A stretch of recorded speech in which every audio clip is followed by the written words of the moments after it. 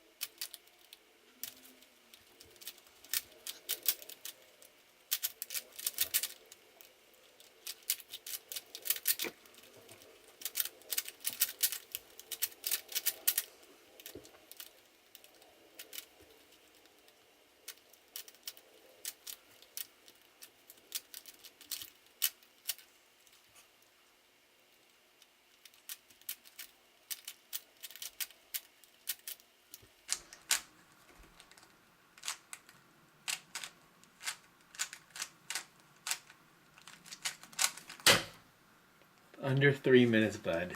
Great job. All right, hold on. Do you have anything to say to your subscribers, bud?